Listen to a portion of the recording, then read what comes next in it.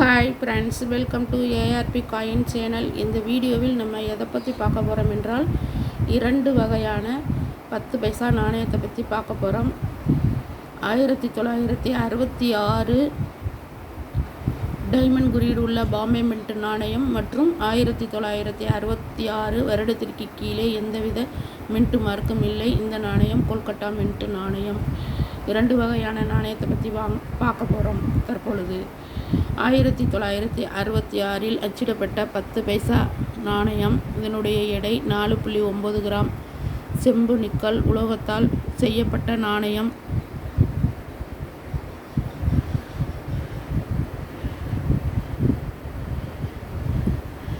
இந்த நாணயத்துடைய விட்டம் 23 மில்லிமீட்டர், தடிமன் 1.7 மில்லிமீட்டர். இந்த நாணயம் 8 வடிவங்களை கொண்ட அலையான நாணயம். செம்பு நிக்கல் உலோகத்தால் செய்யப்பட்ட நாணயம். 75% செம்பும் 25% நிக்கலும் கலந்த நாணயம். இந்த நாணயம் 1966 அச்சிடப்பட்ட பாம்பே மின்ட் நாணயம். நல்ல யூஎன்சி கண்டிஷனாக இருந்தால் 200 ரூபாய் வரை விலை போகும். 1966 அச்சிடப்பட்ட கொல்கட்டா மின்ட் நாணயம். நாணயத்துடைய எடை 4.9 கிராம். தாமிர நிக்கல் உலோகத்தால் செய்யப்பட்ட நாணயம். 8 வடிவங்களை கொண்ட அலையான நாணயம். 23 மில்லிமீட்டர் விட்டம், தடிமன் 1.7 மில்லிமீட்டர். இந்த நாணயம் சாதாரண நிலையில் இருந்தால் 50 ரூபாய் வரை விலை போகும். நல்ல யூஎன்சி கண்டிஷனாக இருந்தால் 400 ரூபாய் வரை விலை போகும். இது போன்ற நாணயங்கள் தற்சமயம் புழக்கத்தில் இல்லை என்றாலும், இது போன்ற நாணயங்கள் சேகரிப்பாளர் வாங்கி வைத்துக் கொள்வார்கள்.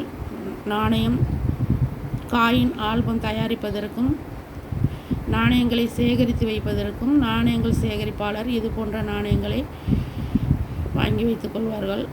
இது போன்ற நாணயங்கள் வருங்காலங்களில் நல்ல மதிப்பு உண்டு. இது போன்ற நாணயங்களை விற்பனை செய்யவும் நல்ல விற்பனை தளங்களும் உள்ளன. coinbazar.com, ebay.com போன்ற வெப்சைட் தளங்களில் இது போன்ற நாணயங்களை விற்பனை செய்யலாம். நாணயங்கள் இவ்வளவு விலை போகுவது உண்மைதானா என்று உங்களுக்கு சற்று யோசிக்க தோணும். ஆனால் காயின் ஆல்பம் தயாரிப்பதற்கு நாணயங்கள் கிடைக்காத பட்சத்தில் நல்ல விலை கொடுத்து வாங்குவார்கள். நாணயங்களை சேகரிப்பாளர்களும் நல்ல விலை கொடுத்து வாங்கி வைத்துக் கொள்வார்கள்.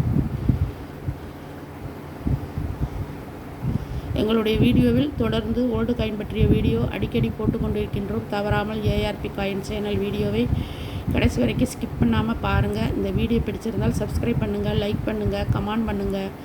உங்களுக்கு தெரிஞ்ச நண்பர்களுக்கெல்லாம் இந்த வீடியோவை ஷேர் பண்ணுங்கள். நன்றி, வணக்கம்.